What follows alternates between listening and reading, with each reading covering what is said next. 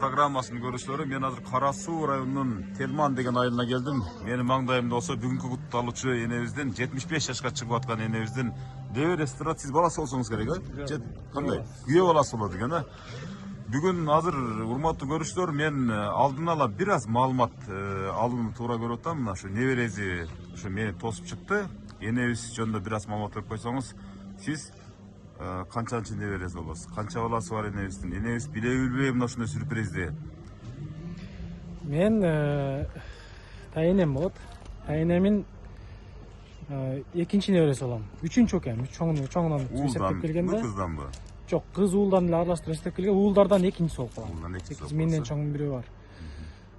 Ушу тайынебиз Кудай кааласа мына 75 жашка толуп отурат.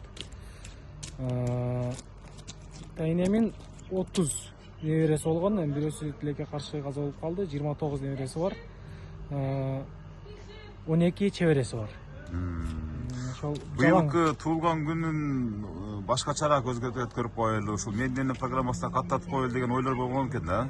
Ооба, ошентип баягы тууган бир туугандар инициатива көтөрүшүп, ошол апабызга бир өзгөчө белек болсун деп, эсте калсын деп сиздерди ушу чакырып куттукташайлы деп турушат. Рахмат, урматтуу көрүүчүлөр. Мынакей бул Телман деген айыл, мынакей бул жерде болсо мына алдында турат мына мишкалар. Жүрүңүз анда баштай берейли. Биз энебиздин бул жолку туулган күнүнө мондай дөөдөй болгон мишкалар келген. Карабайсыздар бул мишкалардын чоңдуктарынчы. Атай быйылкы жылкы энебиздин туулган күнү өзгөчө болгону турат. Мынакей урматтуу көрүүчүлөр. Энебиз болсо бул жакта турабы? 75 жаштагы эне сиз мени. Болсо окшошпойт го 75 жашка. Кандай отурасыз? Жакшы отурасызбы? Аман эсен. Туулган күндү баштап алыпсызбы? Мен таандыңыз да ушул программаны таандым. Көрөсүз да? Мынакей сиздин туулган күнүңүздүн урматына ушундай дөөдөй болгон атайын мындай аюучалар келди, карабайсызбы? Жылда ушундай тосуп элеңиз туулган күндү. Туулган күнгө куру келген жок, мишкалардан сырткары гүлдөрүбүз бар, мынакей, белек-бечектерибиз бар. Баарын алып чыгып тапшырып коелу. Ага чейин билеп турабыз, кичине музыканы чоңойтуп, мынакей. Энебизди тартпайсыздарбы, кыздарым? Мындай кичине вальска тартып, кичине энебиздин жанында. Кана? Мынакей, баласы менен апасы вальска түшүү бул өмүрдөгү эң чоң бактылуулук болсо керек деп ойлойм. Азаматсыздар. Мынакей, урматтуу көрүүчүлөр, гүлдөр да келип калды. Гүлдөрдү тапшырабыз. Дагы мынакей. Мону туура кармасаңыздар, 75 деген жазууну туура көрсөтөйлү. Урматтуу көрүүчүлөр, бул туулган күнүнүн урматына арналган бир аз иш-чара башталышы ушундай башталат өзү негизичи. Анан кийин баары жогу жакшынакай болуп өзүнүн жол менен, нугу менен уланып кетет.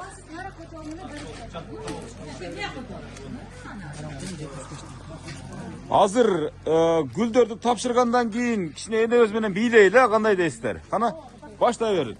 Тапшыра бериңиздер, куттуктаганча.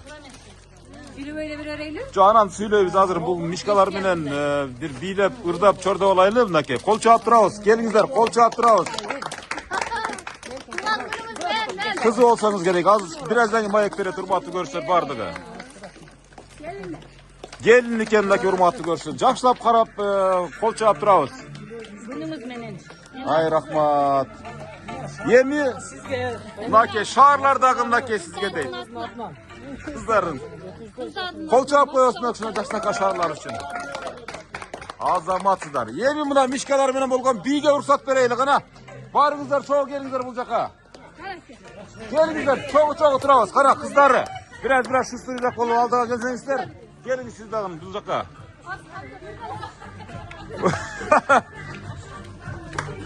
Мына жака. Кана эме?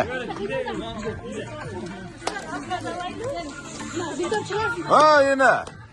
Бүгүн туулган күн сиздики, кана. Бийлеңиз эне. Окей, аю шоктон келди экен да аю.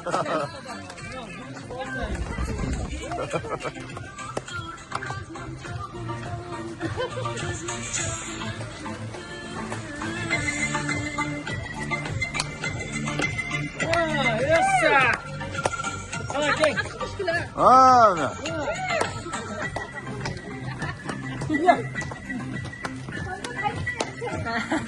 Урматтуу көрүүчүлөр, мынакей ушундай учурларды тартып атканда бир комментарий бергим келип атат. Мынакей бул үй бүлөнүн 75 жашка чыккан энебиздин ушунчалык эми буга чейин деле ар кандай түрдөгү кутуктуулар болсо болгондур. Албетте болот, бирок мындай биринчи жолу болуп аткан болуш керек. Эне ушу менин программасы аркылуу коштолуп аткандыгы бийлейбиз эне. Аюулардын жанына барып билейбиз, аюулардын.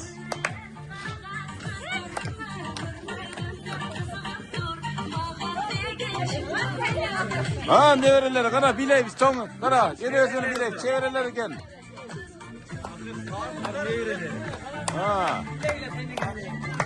Урматтуу көрүүчүлөр, эң жакын адамдар чогулуп билеп аткан учуру, бул шаарга этият болосуздар. Шаар учуп кетпесин, а?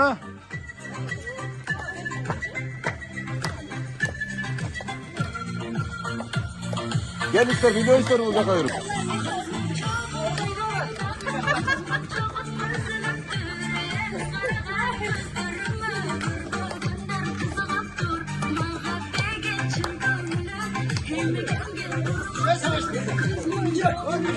Мына неберелер менен чогуу бийлейт энебиз.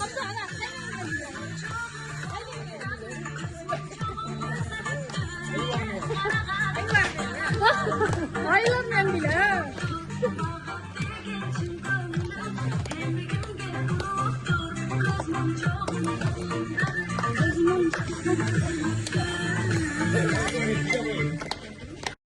Урматтуу көрүүчүлөр, өзүмү да кошуп коеюн деп атам. Себеп дегенде мына ушу Кара Суу районунда бүгүн 75 жашка чыккан энебизди куттуктоо иш-чарасы болуп атат.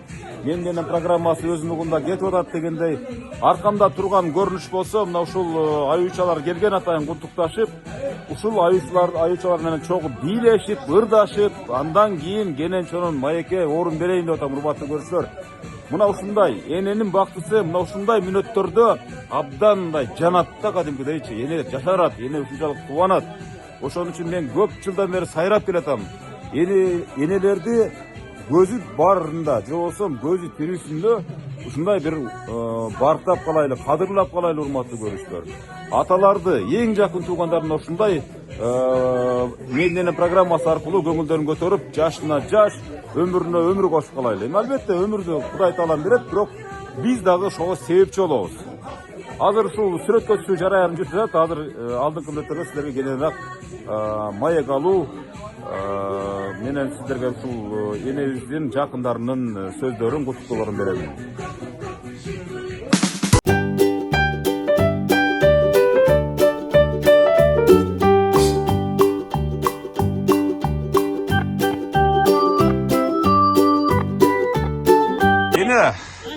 Кандай отурасыз? Жанатан бери бир аз мишка менен ойноп алсын деп, атайын эми неберелериңиз, өзүңүздүн кыздарыңыз уюштурган экен да.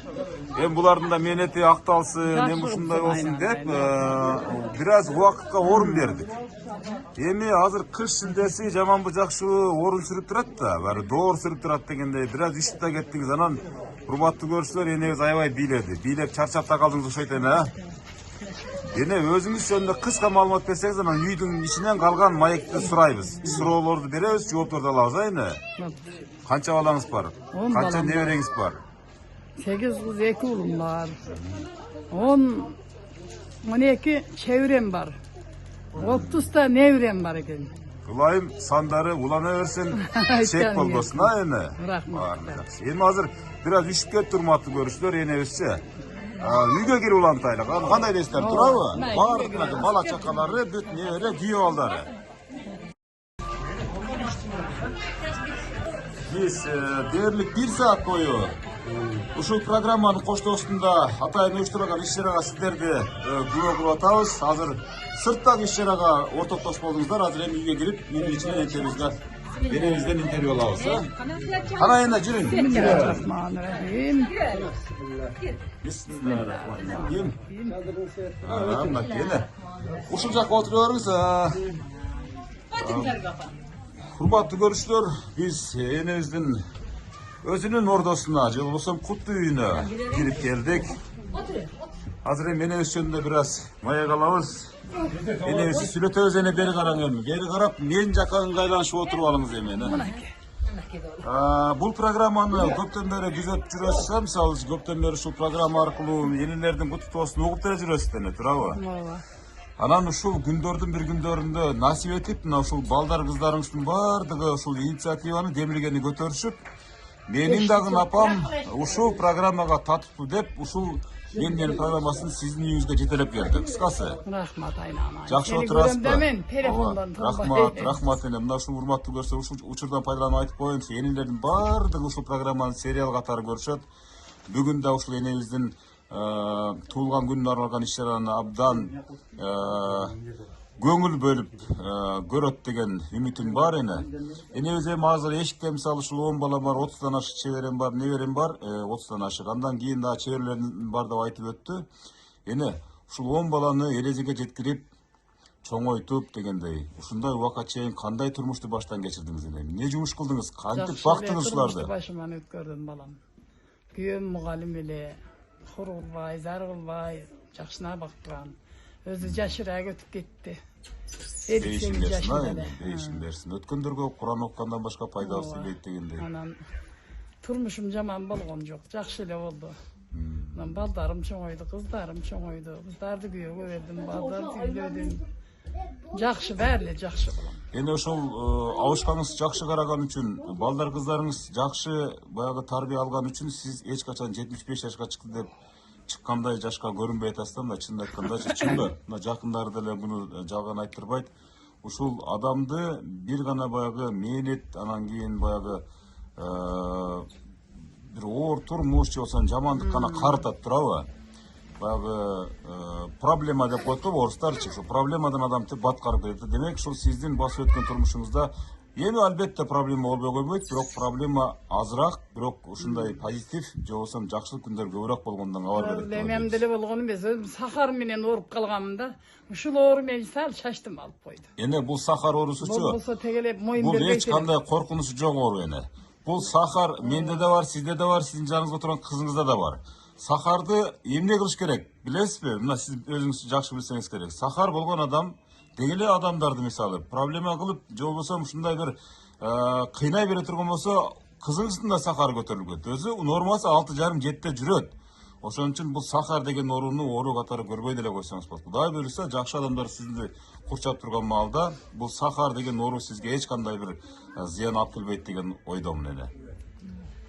Эне мына ушул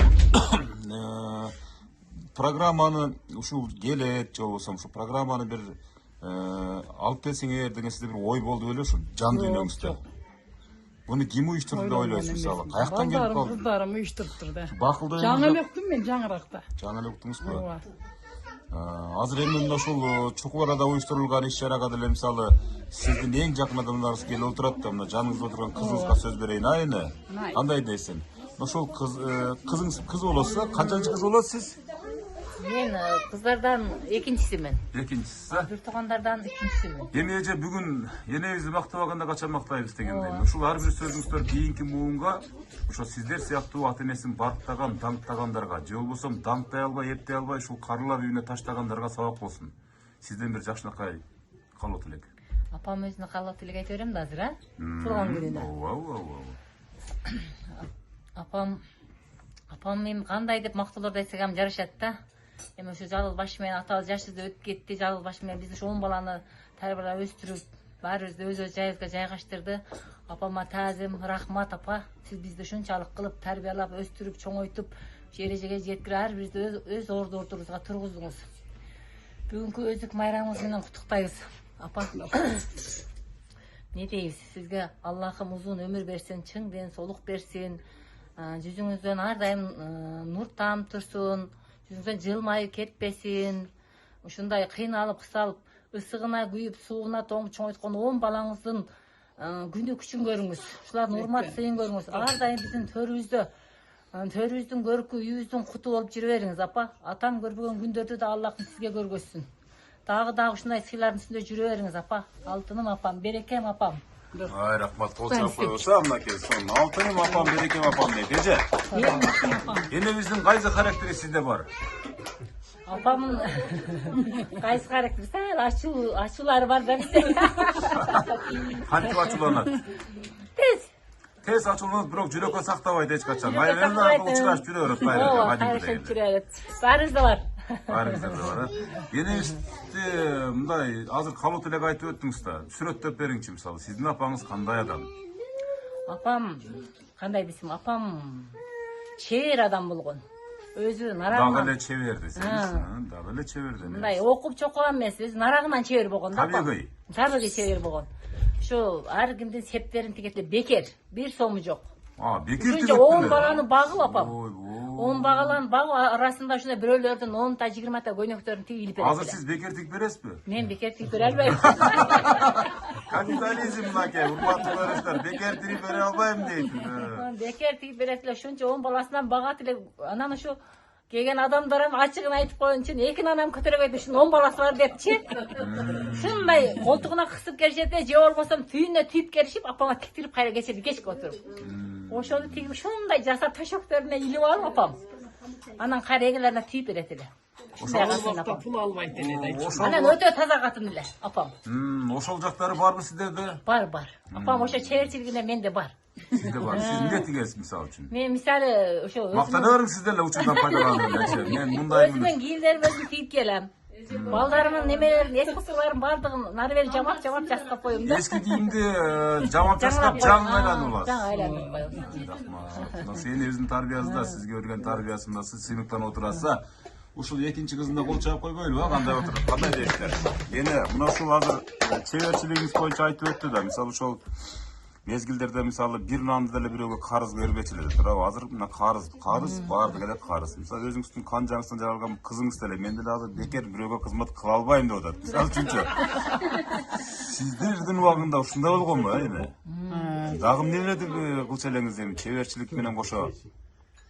Чеберчилик эле кылат элем. Ошону кылат элем. Мал салып Ошондо, элем. эне ошондо мисалы үчүн сиз мисалы Мал калат бирөөнүн бешилик бир мындай кылган эмес. бирөөнүн мисалы себебин кылып бердиңиз деп коеюн да. Мисалы. Кошунаңыз сизге эмне берет эле же жөн эле рахмат айтат беле? Жок эле рахмат айтып эле кетет. Болду. Ал бир септи тигиш же болбосо бир төшөгүн тигип беришке канча убакыт кетет эле? Канча көзүңүздүн майы кетет эле? Убакытта тигип бере берет элем. Көңүл үчүн тигип берет элем майнаны. Мынакей ушундай болгондо урматтуу Ал убакта ошондой эле. Илгерки убактарда мисалы ак сатылбачу эле жада калса туурабы? Азыр баардык нерсе караз деле сатылып атат, жашыл деле сатылып атат, кыскасы адамдын жаны деле сатылып атат туурабы? Энебизге бир кол чаап коесуң, ошондой учурларды баштан өткөргөн. Ошондой замандын ак жүрөк, анан бул бейиштик адамдар, буларчы түп тамыры менен бейиштик адамдар. Себеп дегенде бул энелер кийинки муунда жаралабы, жаралбайбы билбейм. Азыр мынакей эне эже деп коем, эне деп коем, эже. Сиздер эле мисалы бир 20 жыл, 30 жыл энебизге куракка жетесиз да куда калдыңыз. Азыр мен 54 жаштамын, апам 75 жаш. 21 жылдан кийин. Энебиз го мисалы мен баарына ошол бекер кызматчымын деп мактанат эле. Сиз эмне деп мактанасыз ошондо алды? Бир эстеп коюңчу. Биз апамдай болуп мактана албайбыз, себеби биз бекер мындай кызмат кылганыбыз жок да. Бирок сиздерде бир мактаныч бар. Ушул программаны ошондо деле көрөбүз да, Кудай буйрса. Мен апамды ушундай кылып аздеттечү элем, даңктачу элем, апам менен ушинтип мактанчу элем деп мактансаңыз болот ушул программа мененчи. Туурабы? Бир мактана турган программа мына ушул. Кыргызстан боюнча жалгыз эле программа. Бейишим кымбатым апам, бүгүнкү өзүк майрамыңыз кут болсун. Аллахым узак өмүр бекем ден соолук берсин. Биздин тоюбузда бактылуу карылык жүрүңүз. Биз сизди жакшы көрөбүз апа. Ассалому алейкум. Бүгүнкү менин эң жакшы көргөн энемдин туулган күнү экен. Ошону куттуктап, биз сиңдим экөөбүз куттуктамакчыбыз. Туулган күнүңүз менен эне. Мейли жазбы, мейли күзбү кыш келсин. Жашоодогу жакшылыктар туш келсин. Рахаты, кубанычы турмуштун бекем курчап өзүңүзгө күч берсин. Сизге бекем ден соолук, узун өмүр, урмат, сыйлуу, бактылуу турмуш каалайбыз. Ар дайым биздин пешенебизде бар болуңуз, бактылуу болуңуз. Ушундай жаштан дагы жүздү жашаңыз. Туулган күнүңүз менен. Туулган күнүңүз менен эне. Туулган күнүңүз менен эне. Мейли жазбы, мейли күзбү кыш келсин. Жашоодогу жакшылыкка туш келсин. Эми гана келиңиz, берирээк келиңизчи. Күйөө баласы болот. Балам. Себеп дегенде жана сыртта турганда дагы бир топ сөздөрдү айттыңыз. Мисалы үчүн анан бул негизги мына ошо энени мактоо, анан бет маңдай келип ага бир кабыл тилек айтуу дагы мына экранда көрүп отурган айрым бир көрүүчүлөргө өтө бир өкүнүч да, мисалы үчүнчү. Себептен алардын энеси жок, алардын атасы жок да. Сиз бул дүйнөдө эң бактылуу адамсызбы? Ооба, бактылуу адам. Болду, ошентип айтып болду. Сүйлөп кетишим керек. Сүйлөп кетиш керексиз да. Эдейзем апа, мына биздин баарыбызды башыбызды бириктирип отурган бүгүнкү сизди мына 75 жаштык курагыңыз болуп атат, апа, сизди чын жүрөгүмдөн куттуктайм ушул жашыңызга чыкканыңызды. Биздин пешенегибизге бар болуңуз, биздин төрүбүздүн көркөм жүрө бериңиз апа сиз. Дагы көп жашаң. Мен дагы ушундай 75те дагы бирди берет элем сизге, ошондо. Жо бере бериң, бере делем деп эле, берем деп эле айтсаңыз да, бересиз да. Ол жаап коебуз да ушул мына ушул энебиздин баягы эң кичүү баласы катары да, мисалы үчүн энебизди сиз карайсызбы? Ооба. Азыр деле. Ооба. Бир кол чабуулар. Мына ушул энебизди сиз жакшы караган үчүн энебизди отурат да. Анан мына ушул эң кичинекей балдардын азыркы заманда көпчүлүгү тетирүү болуп калган да. Эң улуулар үйдө калып, эң кичүүлөрү Россиялап же болбосо заманбапташып, современдешип өздөрүнчө кыйын болуп башка жактарга кетип калгандар да толтура да. Ошон үчүн мына энени багуу, же болбосо энени аздектөөчү кенде ошол бала катары да, энебиз үчүн баласы да, баары үчүн мисалы сиз жүзгө чыкпаңыз деле, энебиз үчүн баласы да. Кийинки муунга бир сиздин насаатыңызда мисалы бир конкретно айтыңчы, мисалы анткенде ушул энелерди ушул жакшынакай кылып багып отуруш керек. Мен эми азыр биз эми мурунку жаштарга немелерге кошулуп калдык да, Мурунку муунга, мурундарына кошулуп. Азыркы жаштарга мен эми айта албайм негизичи. Буларга айтыш деле кыйын болуп калды. Азыр 21 кылымдын немеси болуп атат. Кыскасы эми мен ондой нерсени кыскасы айтышка неме болуп атат. Бул жаштарды кандай тарбиялаш керек? Азыр көбүнчө көрүп турасыңар, интернеттин заманы болуп, ошо ата-энесин жакшы карабагандар деле болуп атат. Ошол эми азыркы жаштарга мен айтарым, ушу ата-энени көздүн карайгындай карап, жакшылап карап, урматтап сыйлаш керек.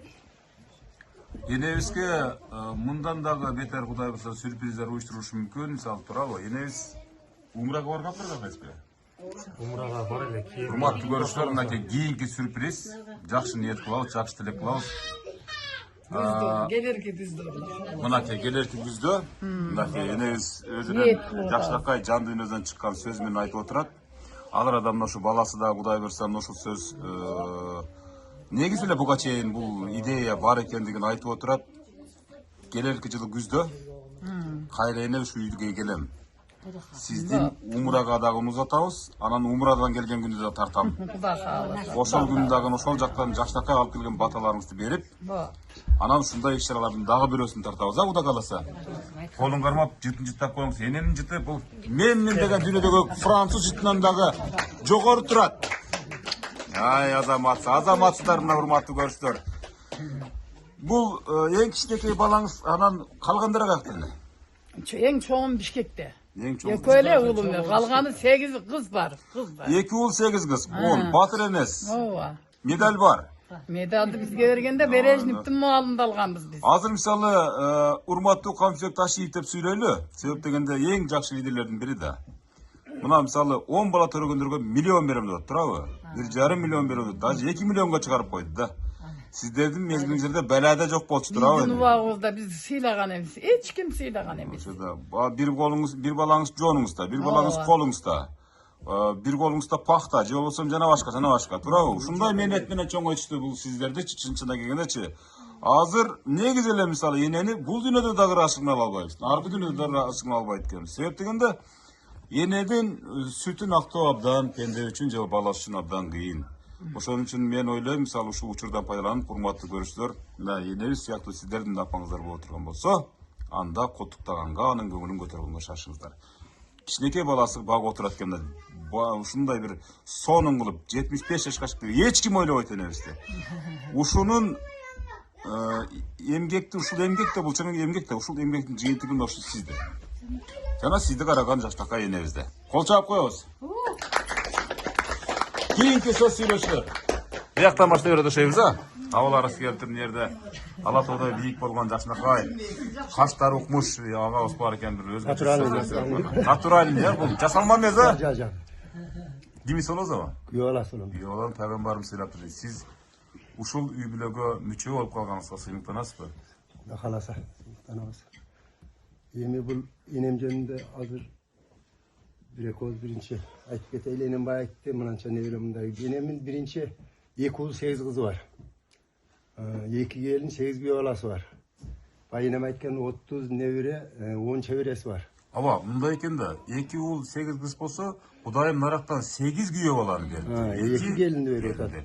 Муну караңыздар, бул чаап коесуңар. Аллахтын ыраазычылыгына карабайсыздарбы? Сандарды караңыздар, сандарды. Бул эми чоң дөөлөт да, бактылуулук. Ар кимге ушундай бактылуулукту берсин, ушундай көп небере, чеберелерди берсин. Энеме окшоп 75ке чыгып, дагы Кудайым биягына, Кудайым жакшы өмүрлөрдү берсин, жакшы күндөрдү берсин. Ушу балдарынын, кыздарынын, күйөө балдарынын небере, чеберелердин сыйын көрчүрө берсин. Ondan başka ne? Yemi adam silagan, adam vurmaktan bir işe çıkarttı iken, только adam silasak, anan jakşı adam oluruz da. Şu yenem, bärin sıyın görçürü versin, densoluğun versin, Kudayım, ömrüm versin, şu. Ay rahmat, nake kүйөө баласынын сөзүнө ортоктошуп калдык, нake. Кол чаап коебуза. Кийинки күйөө баласы болосуз сиз дагы, Bizem kүйөө balası. Биз ham күйөө баласы болобуз деп. 4-cü kүйөө balası olabız. Кандай кайненеңиз бар? Kayınnem ötü jakşı adam, densoluğun bersin Kuday. Şol balanı çoğaytacağım, oңой iş emes. Mınan densoluk kalayız dagı. Baktılıq, arlıq kalayız. Жалпы балдарын жалаң жакшылыктарын көрсүн, жакшылыктарын көрсүн. Бардык семьяга ийгилик каалайм. Ушул энебиздин кызын алып, анан ушул тукумулап, үй бүлөнү чоңойтуп аткан ушул адамдар катары да, мисалы, айрым учурларда казан аяк кагышат да, мисалы үчүнчү. Ошо мезгилдерде энебиз кандай тарбия берет эле сиздерге? Ава.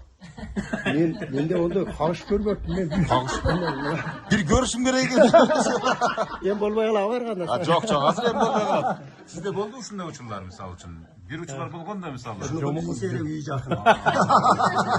Жомоктогудай жашоо жок болгон бирок ондай катуу нерселер көргөн жокпуз.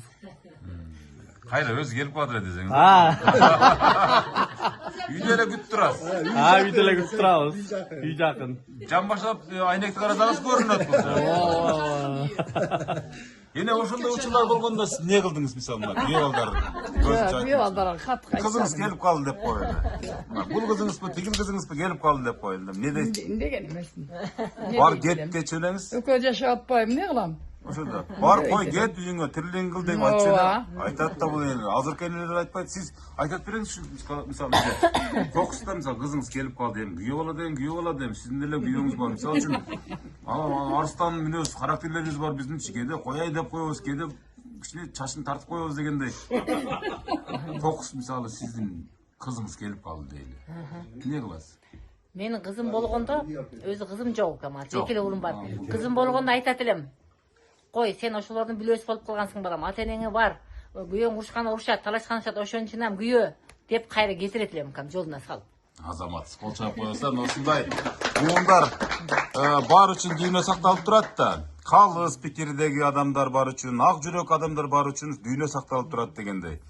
Анан эми албетте турмушта ар кандай нерселер болуп турат. Бул тартылып аткан видео тасма баардыгына сабак болсун. Ар бир сөз тамаша иретинде айтылып аткан менен, бирок анын түпкү маңызында абдан bir çoğun bir mani жатат. Ошону эске алыңыздар. Кийинки жакыныраак келип энебизге сүйлөйбүз, агына келиңиз, бул жака келе бериңиз. Жок, кайра кетип каласыз ордуңузга. Энебиз бул жака, энебиз жака өтүп алыңыз, энебиз жака. Мына ушул жердеги место энебизди куттуктоочу место. Келип, ошо бере тургандардын баарын берип, акча бересиздер, эмне бересиздер, беребиздер. Бирок буга чейин урматтуу көрсөөр баса беле айтып коеюн, белектердин баарын берип бүтүшкөн. Жок, белектерибиз Бирок берелектери да бар экен. Бул жерге азыр эжесинин кичи чымыры бар окшойт да. Ошо чымынын көтөрө келипти. Сиз кимиз болосуз? Мен кызы болом. Канчанчы кыз болосуз? Мен 6-сыны бир туугандардан. Бир Кыздардан туугандардан. 4-нчү. Ана баланын байчеси анасы азыр.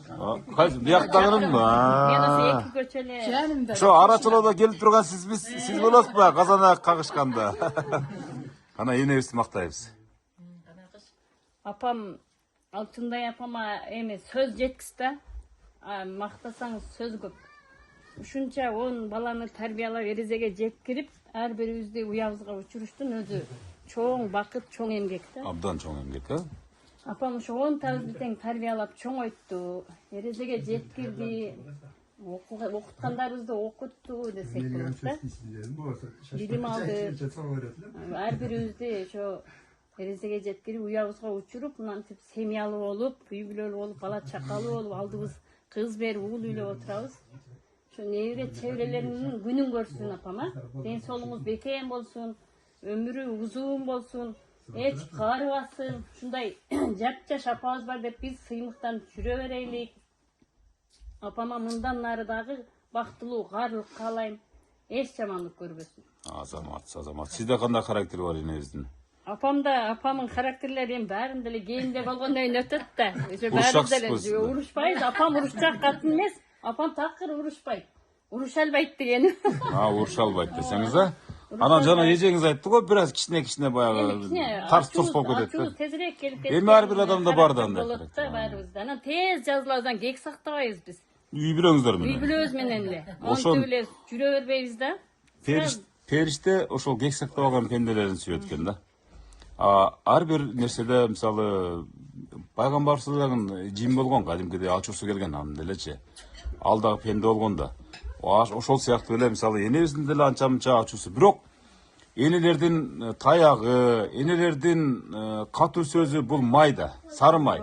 Андай нерсе жок, туурабы? Эми ошондо сиз энебизди мына ушул учурдан пайдаланып, ошондо менин апам кандай деген турасыз эми ошондо? Сөздүн Биздин апабыз ошо ууз чебер, ошо нарактан табигый Кудай. Сизде барбы ошо чеберлиги? Болгондуктан менде жок. Мага Кудай талант, андай талант бербейт. Апам жакын бирок эмдигичен кылып берет ар жогума. Анан кийин эми ошо апамын бизди эч мындай жыртык тийгизбеди да. Эскини эптеп, жаңыны жамап дегендей. Сону көйнөктөрдү тигип берет эле, парпыратып бизге.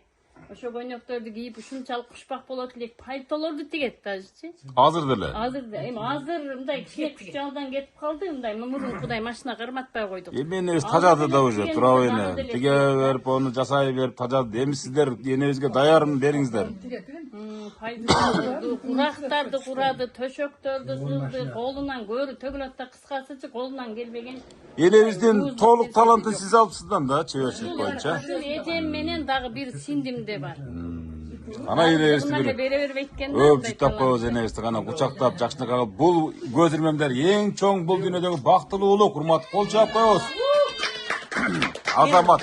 Апама бир өзүмүн жүрөгүмөн чыккан, мен акын деле эмесмин ушул. Ыр жаздым эле бир куплет болсо да, ошону айтып берип коеюн. Мен акын эмесмин, бирок акындарга жакыныраак. Апаке бай, асылымсыз, жүрөгүмдүн түпкүрүнө жакынымсыз. Жаркылдап жайнап үйгө кирип келсем, кучактап, кучак жайып аларымсыз. Ой, азаматсыздар.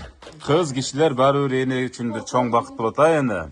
Эми уул деле жакшы албетте, бирок уул киши бирок агабыздын, энебиздин баласы агабыздын дагы. Аялыңыз тарапка көбүрөөк обосоңуз керек, туурабы? Энебиз деп турасызбы ар дайым? Аялыңыз барбы ушул жерде жокпу? Биякта отурат экен, а? Энебиз сурайсызбы, аялыңыз сурайсызбы? Ачыгын айтың. Апам каякта дейсиз?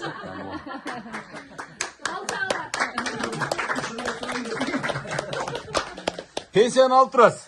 Пенсия кармайт. Бияк кармайбы пенсияны? Өзүңүз Пенсияны өзү кармайт, ушу бир жагы акабыздын жакшы сапаты ушул. Жеңем менен акам пенсиясына тийишпейт, өзүнүн дары дармегине башкасына айтат. Каалаган жагыма барам, каалаган жагыма келем. Каалаган тамакты жеп келесиз эшке чыгып.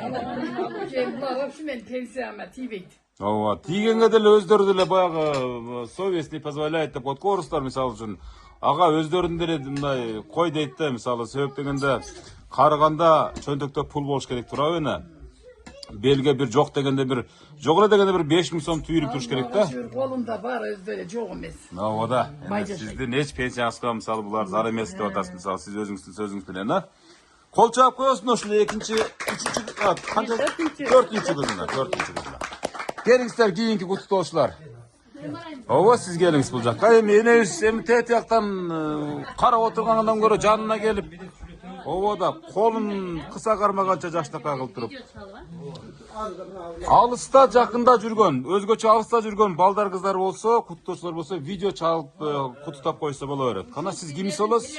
Мен эң 5-чи кызмын. Биринчиден бардыңыздар, куш келипсиздер. Ушула биздин үйүбүзгө, жаңы үйүбүзгө чакырдык. Ушу апам ошон үчүн туулган күнү тосуп берейлик дедик. Енем жаңы үйү бул. Кудайым апама ден соолук берсин, өмүр берсин, ушундай жаштан дагы көптү жашасын. Сиз канчанчы кыз болосуз? 5-чи кыз. 5-чи кыз болосуз. Ар дайым ден соолугу чың болсун, өмүрү узун болсун. Şu iki dünya baktılıktı kalayım apama. Ay azamaz. Sizge kандай характери жуккан эмес. Сиз өзүңүз сүрөттөп бериңчи. Энебизге. Кус деген жактары жак өтө Колдоруңуз шак-шак иштейт. Ооба. Ай жакшы. Энебиз мисалы ушул күнгө чейин апам мен сизди сүйөм деп канча жолу айттыңыз? Же такыр айткан эмессизби? Азыр айтып коерум. Болду, азыр айтып коңчу кана. Сизди сүйөм деп. Азамат. Эненин түйшүгүн качан билдиңиз? Şu balalı çakal болгондо билдик да. Ага чейин жаман көрчүсүзбү, урушканда эмнеге эле мени уруша берет, эмнеге эле мени төр. Жаман көрбөйт элек. Мисалы, кээ бир учурларда баарыбыздын эле башыбызда бар да, эмне үчүн мени уруша берет, эмне үчүн мени минте бересиз, мени тиге жеми тыйбайсызбы, же булум деген нерселер ушундай түшүнмөстөр болгон эмеспи? Жок, ондай түшүнүктөр болгон эмес. Энебизден азыр деле мындай коркуп турасызбы, мисалы? Коркобуз. Мындай тапшырма бергенде аткарбай калсаңыз, мисалы үчүн. Коркобуз азыр. Жан деле жашайсызбы бул аймакта эле? Ооба. Канча күндө бир келип турат энебизге? Апам бизге тез эле келип турат. Энебиз барып турабы кайда? Эми зеригет энебиз, бир басканча кыймыл керек энебизге турабы? Барып, кабар алып, анан неберелерин көрүп дегенде жакшы сөздөрүн, жакшы баталарын берип кетип турат. Кана бир ырдап койбойсузбу кана эми сизге бир өзгөчө тапшырма берейин эми. Мен ыраса ырчыны кетириптсиз. Азыр кетирип бердик ырчыны. Ырчы 4 куплет менен кетти го, бирок жөн кеткен жок, 4 куплет ырдап кетти. Ырга жок мынага. Жокпу, ким ырдайт кана сиз айтыңызчы. Мына ушу кызыбыз ырдайт. Жок, ырдайт, бирок дагы башка дагы кимдер ырдайт? Эжебиз ырдайбы? Жеңебиз ырдайт.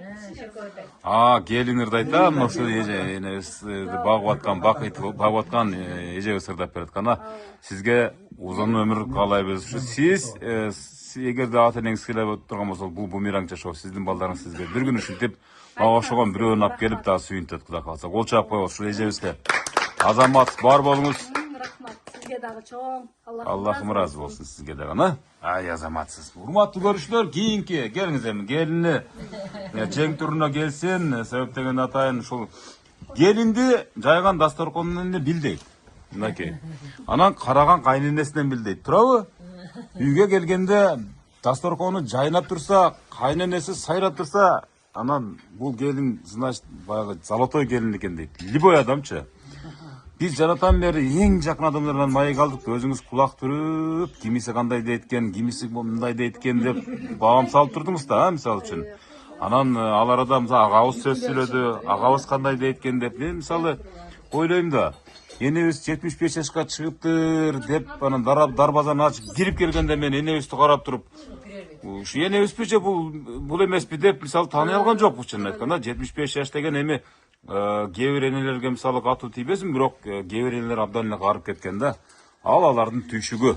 Ошо сиз ушу жап-жаш кылып сактоонун сыры эмнеде? Балким сиздин тамактарыңыз башкададыр. Берген тамактарыңыз. Кайненеңизди мактап көргөнсүзбү деги эле мисалы бул өмүрдө? Негизинен баарыңыздардын кушулак кечиңиздер менен бүгүн биздин алтындай болгон энебиздин туулган күнүндө отурабыз. Энемдин жап-жаш болгон сырын айтасызбы эми? Негизинен энеми биз мындайча айтканда колун узак суга салдырбай карадык десек болот да. Энем өзүнүн каалагандай жүрөт, каалаганын аткарат негизи. Ошол болуш керек. Эмнени үйрөндүңүз энебизден? Жаңы келин болуп келгенде? Энемден көп эле нерсени үйрөндүм. Азыр мен өзүм кайра өз эки келин алып, кайра өзүм кайнене болуп отурам. Siz de kaynanız. Көп Батасы менен, нерселердин батасы менен ушинтип эки келин алып, биз да жолдошум экөөбүз. Кудайга шүгүр, баардык нерсе жакшы, шүгүр, турмушубуз жакшы, тууган урук баары жакшы шүгүр. Энебизге эмне тамактарды берип жашатып атасыз мисалы үчүн? Мен өзү негизи Сүйүп жеген болуп тамактар. иштейм, анан пауырлукту аябай жакшы көрөм. Кандай тамак болбосун жакшы кылып ушул кайсы мейман болбосун, энем болобу тамакты бүт жакшынакай кылып бергенге аракет кылам да. Кайсы тамактарды жакшы көрүп сүйүп жейт? Негизинен энеме келин болуп келгенде көбүнчө дымдамаларды, ошондой. Азыр деле ошол тамактарды жакшы көрөт. Азыр эми тамактын түрүн. Энебиздин жинине тийип алган күнүңүз эсиңиздеби? Кайра кечирим сурап, эне кечирип коюң, ушундай тура эмес, косяк кылып койдум эле деп. Турмушта казан аяк кагышат. Акыркы косягыңыз кайсыл? Акыркы косягыңыз баштан сурап эле коюн эми мейли. Энем негизи ак көңүл, ичинде кири жок, болгондой сүйлөп койгон аял затына кирет да. Анан энем биз эми жаштык болуп жинне тийсек, энем кайра тез эле жазылып калчу эле. Ошол анын акыркы күнү эсимде жок чындыгында. Эми баягы сиз эгерде туура эмес иш кылган болсоңуз, демек эсиңизде калбаса, бул жакшылыктын белгиси. Себептен энебиз аны кагып силпей, жакшынакай кылып бир ширин сөздөр менен, бал сөз менен түшүндүрүп койгондугунда. Ошон үчүн эсиңизде калган эмес да. Кээ бир кайненелер мисалы башкача кылып, катуу бир жүрөктө кала турган нерсени айтып койсо, келиндин эки дүйнө эсинен чыкпай калат экен да. Ошон үчүн сиздин ошол кетирген кемчиликтердин баардыгы же энебиздин анча мынча баягы тарс туз эткенин баары эстен чыгып эске келбей отурганы ошодон. Туурабы? Кучакташып коюңуздар гана. Кайнене менен келиндин көрүнүшү ушундай болсун, Кол чаап коебуз. Адамзаттын жашоодогу эң биринчи сүйүүсү бул апа болот экен да. Ошондон бүгүн энемин туулган күнү менен куттуктайм. Мен апа деп алам деп. Энемин ар бир мүнөтүн ушундай жакшы маанайда өтүшүн каалайм. Ушу биздин төрүбүздө эле жылмайып, ушу бактылуу карылыктын бакубат жашоодо жүрүшүн тилектешмин. Кудай кааласа канчага чыгарып турасыз? Энемиби? Энем эми Кудай каалашынча өмүр берсе, ошо 100гө чыксын, 100дөн нары чыксын. Кудай кааласа биздин балдарды, неберелердин тоюн көрсүн, Кудай кааласа. Энем аябай бактылуу адам да. 8 кыздын, 2 улдун энеси аябай бактылуу. Негизи баарыбыз токунданып турабыз бүгүн ушу энемдин туулган күнүнө ушундай сиз келип, ушинтип бизди жакшы тилектерди айтып атканыңызга да чоң рахмат. Аллах ыраазы болсун, сиз дагы тынч болуңуз. Эне туулганыңыз Аман эсен болуңуздар. Кол чаап коебуздар, урматтуу көрүүчүлөр. Мынакей жакшынакай калоо тилектер менен кошо. Ушундай балдарыңыздын жакшы күндөрүн. Ай, рахмат, рахмат. Ырдайбы бул? Келиңиз эми.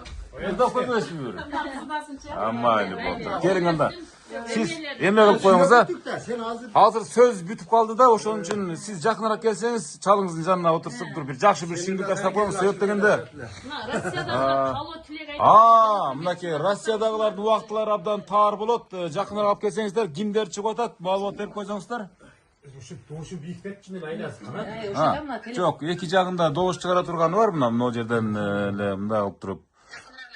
Бул болуш ушул экен. Баштадык. Өзүңүздөрдү тааныштырып баштай бериңиздер.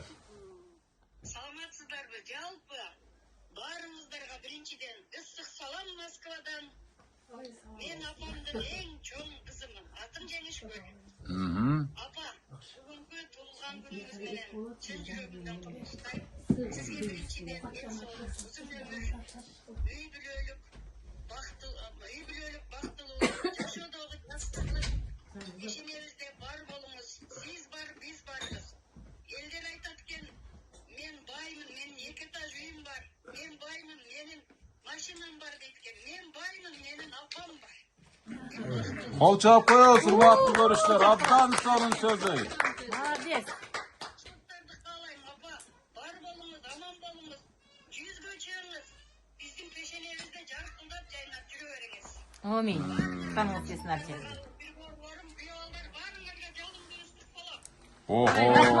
Сонун сөз. Азамат бар болуңуз, кийинки кезек.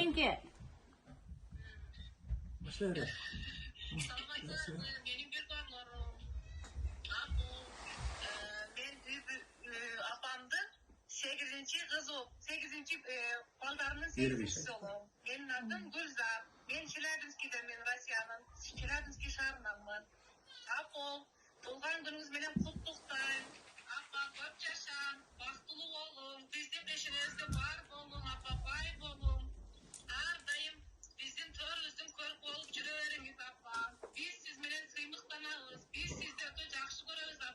Rahmat. Kol çap koyulsa, ukmuş sözler. Rahmat kızlarım.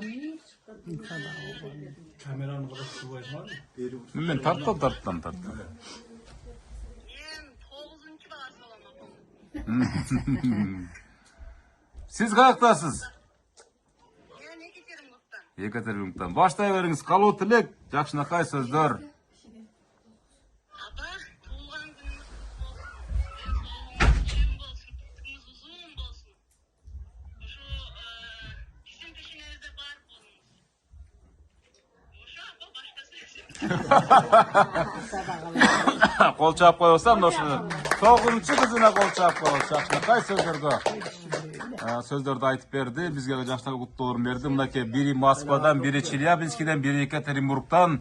Atayın uşul enebizden kan jandan jaralgan Jakşynakay kыздары чыгышып, özlerinin kalou tileklerini bildirişti. Bar bolуңуздар. Aman esen enebizin toyuna gelingizler. Kol çap koyuңуздар bardığına. Azamatsızlar. Эми урматтуу көрүүчүлөр, урматтуу көрүүчүлөр, азыр ушул эң чоң кызы ушул менин келишиме себепкер деп айтып атышат. Москвада экен, мынакей өзүнүн Jakşynakay калуу тилектерин билдирди. Ал арада мына ушул 6-нчы кыз болом деген эжебиз Jakşynakay ырын тартуулаганы турат. Мына ушул ырдан кийин энебиз да ушул армияны түзгөн генерал катары гимн болуп калсын ушул армиянын деп бир куплет ырдаганы турат. Кудай кааласа энебизге бир жакшы ыр даярдап турсаңыздар, анда айтып деп турупчу. Ага чейин эжебиз дем бир сиңгил. Жеңеген өкөздөр дайлыгы. Баштадык. Көкөнү билген ырлар бар. Билгендер коштойбуз.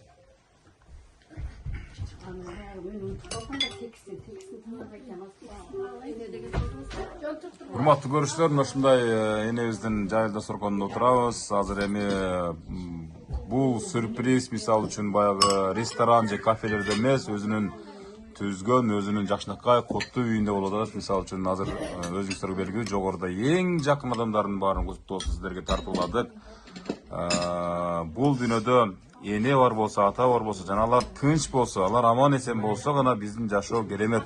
Ушул сөзгө бөркүмдөй ишенип, биз ушул программаны уюштурган мына 2 жыл 3 жылдан бери ушундай сиздердин кызматыңыздарга кылып келатам. Урматтуу көрүүчүлөр, мынакей азыр энебиздин эң жакын кыздары, бири келини, бири кызы. Jakşynakay өзүнүн ырларын тартуулашканы турат. Билгендер коштойбуз. Күйөө балдар деле кичине үн кошуп деле койсоңуздар болот. Коштоп, Баштадык, хор ымырдайбыз. Алтын апам ушул ыр сизге арналат. Кудайым сизге узак өмүр берсин, бекем ден соолук берсин.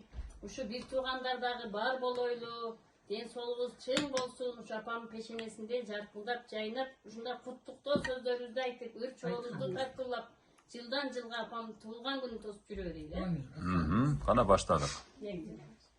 Артымдан кагылайын алтын апа, алыста жүргөнүңдө сана тартпа. Максаты ар бир жаштын билим алуу, азыркы гүлдөп турган ошол чакта. Балдар кошулабыз.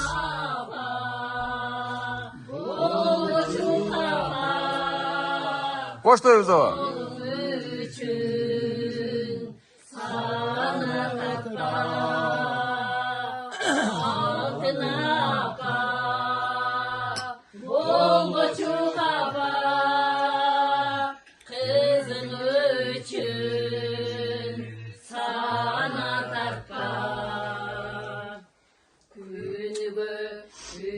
Çıgıp jolu kara, kelse göndersün gündür harap. Maksatım adam boludan özündöy, elimdin kereline jalap turgan altın apa.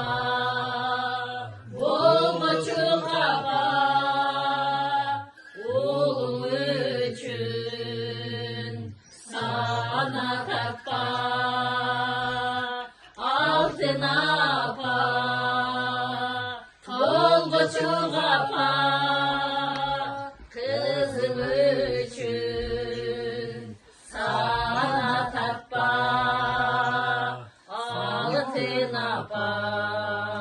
Азаматсыздар. Кол чап коёсунаке Жакшынакай сөз. Жакшынакай куттуктоо, Жакшынакай ыр менен коштолду. Эми тет бул жерде небереси отурат. Урматтуу көрсө, келиңиз, сизге сөз калды. Башкалардын баары сүйлөп бүттү. Анан небереси дагы кошо келе берсе, неберелери барбы? Куттуктай турган неберелеринен кошо келип, бул жерде Жакшынакай өздөрүнүн калоо тилектерин билдирсе болот. Урматтуу көрүүчүлөр, биздин маңдайыбызда ушул энебиздин Жакшынакай болгон, алтындай болгон небереси турат. Сөз сизден болсун. Сиздин тайнеңиз кандай адам? Менин тайнем алтын тайне да. Алтын арал. Сүрөттөп бериңизчи, мисалы үчүн кандай сапаттары бар, кандай мүнөздөрү бар дегендей. Сизди кантип чоңойтты? Сизди бактыбы, бакпадыбы? Мени баккан жок, бирок эми араларда барып, кичинекейимде көп айлап жылдап жүрбөсөм дагы жүргөнмүн тайнемдердикинде барып бактары бар эле, өрүк алма жеп, айылда ойноп. Канча күндө бир келип турасыз? Азырбы? Азыркы убакта алыс болгондо байланыштуу. Өзүңүз кантип турасыз азыр? Эми өзүм шаарда, Кара Сууда, Каста турам. Тайнем Кызыл Сууда.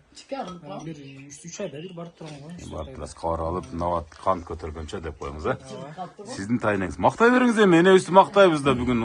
Энебизге айтпаган сөздү айтабыз бүгүнчө. Эмнеге мактабайбыз? Мактай турган адамды өзү. Тайнем колунан көртүбай, эркектин колунан көртөргөн уста дейт го. Тайнем болсо чебер. Бардык нерсени тигет, бардык нерсе колунан келет тайнемин. Баягы эркектин устанын колунан бардык келсе, аялдын ишинин колу бардыгы тайнем колунан келет. Тайнем мынаке өзү көрүп турганыңыздардай жап-жаш кыздар ээсип жүрсө, бул эжеңби дейт, эч ким апаңмы дебейт. Тура, ошондой экен.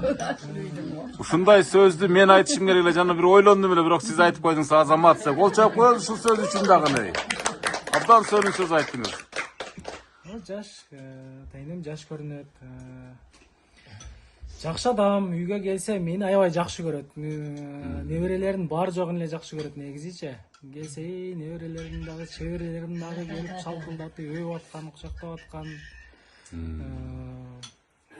Пенсиядан анча-мынча алып калдыңызбы сиз дагы, 1-2 сом жок дегенде?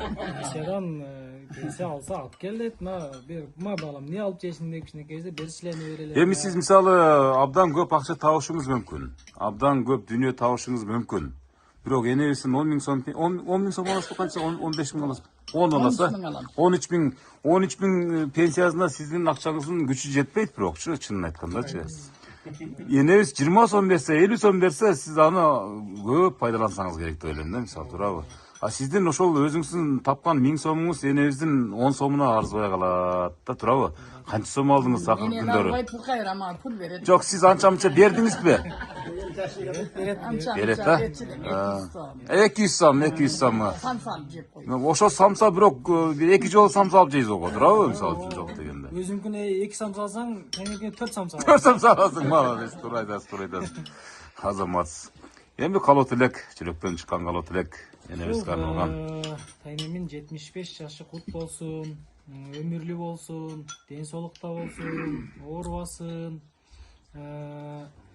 Ушундай тайнемин, менин тайнем болгонуна дагы сыймыктанам.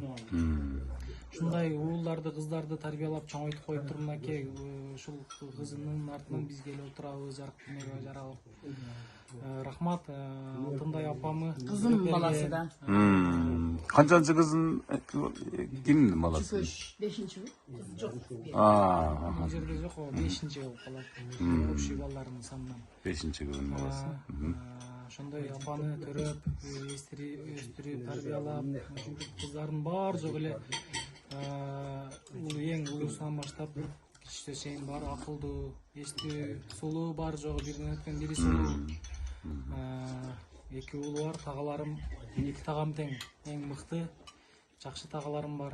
2 тагам, 10 тагага топой турган тагам бар. Ушул энемин өмүрү uzun болсун.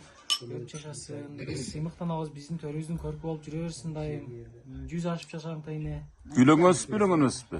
Үйлөнгөнсүз, Ошо 3 баласы, 3 балаңызды ушул сизден да жакшы көрсө керек деп ойлойм, энебизчи. Сиздин балдарыңыз да, чебере да ошондо турабы? Чебере. Канча 10 чебере дедиңизби? Çevirelim. 12 çeviresi var ekan enesiga da bir kol çabılar. 12 çeviri. 30 nevere. Kucaqtap betini öp, jaşnap kolun qarab qutuqtap qo'yamiz qara. Neveresinden qol chaqib qo'yingizlar. Azamatsızlar. Mınaki janında da bir jigit oturat. Uşul jigit dagı bir özünün bir. Sразу жерде өресpi. Qanday qal o'tirek sizden bolsun. Qayna tuğan gününüz men köp desang bizim baxtımızga köp desap yüzge çıkın. Qaynang nesi jagat ukta oldu? Ha, qaynangning nesi jagat salam misal uchun. Gülgönü jagat amdaki enesin dagı süylөгөнү. Dagı öpkөнү jagat kemdeki. Kol çağıp koyuyoruz. Ana kucaqtap jaşnaga qutuqtap koyuyoruz. Süylөгөнү, жүргөнү, öpkөнү jagat kemdeki. Акчасы жагап акчасы. Акчасы жагап акчасы. Канча акча берет сага? Анча бергенде мисалы канча сом берет? 50-100 а? Азамат. Кийин чоңойгондо сиз дагы ошондой көп акчаларды бересизби? А? Эмне алып берем деп атасыз мисалы тайнеңизге чоңойгондо? Ha, acıkım. Kol çağıp koyuyoruz. Abdan sonum oldu. Azamat. Kana, 5 verdi etdaki bardığı birigip buday börse 22 yılı acıga orat enebiz. Azamatsız da. Hurmatlı görüşler, naki abdan sonun sözleri söylenip bitti. Tegi, ne verirler söyleyip ikence, kana kalot ilek aytasınlar mı, kututaysınlar mı kana berge gele bas verin ha. Buna tartınmaydı eken de bas sen dağı bas. Bas berge. Arjan bergen. Ha, kana. Yine üstü kara kututap koyçu. Evet, onun ismenen özden solukta su, ömürsen de solukla,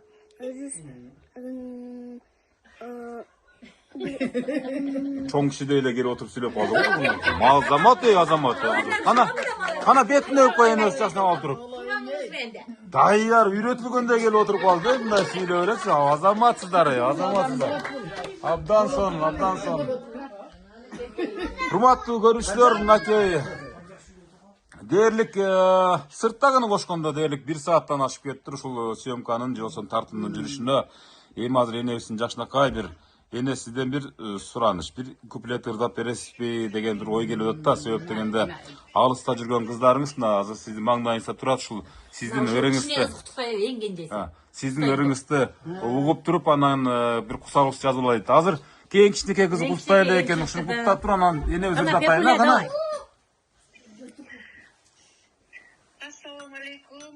Бардык бүгүнкү туулган күнгө келген коноктор, менин бир борлорум, туугандарым, жандарым. Алтындай болгон апа, сиздин бүгүнкү өздүк байрамыңыз менен чын жүрөгүмөн куттуктайм. Ден соолугуңуз чың болсун, өмүрүңүз узун болсун. Ар дайым биздин пешенебизге бар болуңуз, эч качан оорубаңыз.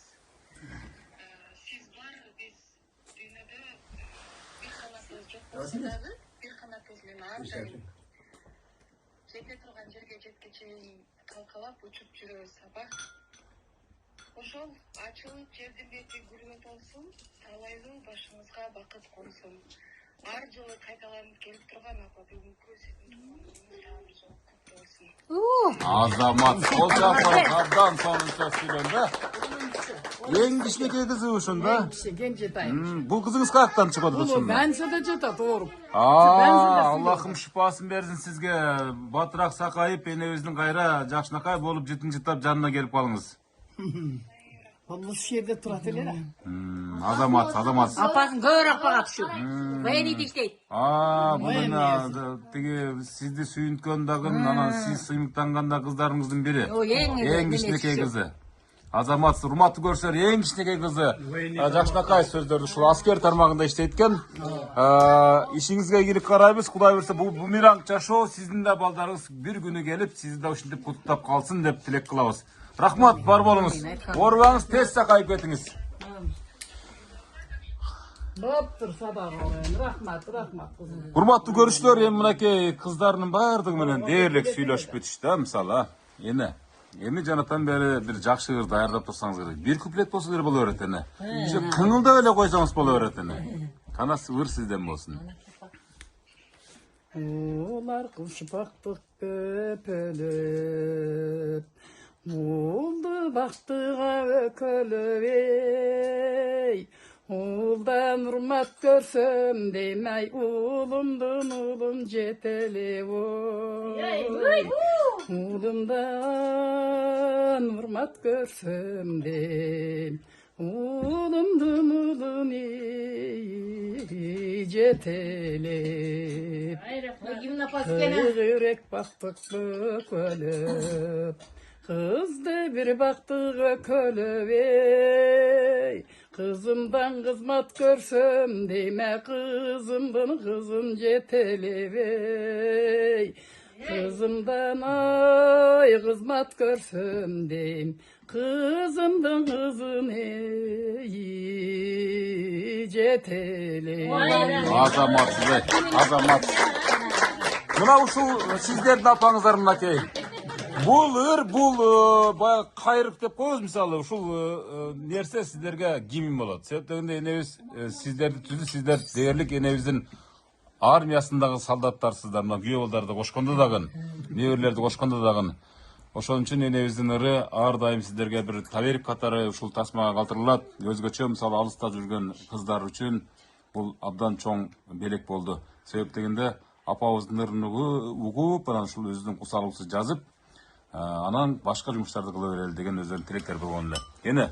Эми ушул учурдан пайдаланып, бардык ушул өзүңүздүн жакын кыздарыңызга, жакын туугандарыңызга жакшынакай батаңызды берсеңиз, анан ысык тамагыңызды иче бересиз. Кудай буйрса, себеп дегенде туулган күндө биз кичине мотивация беребиз.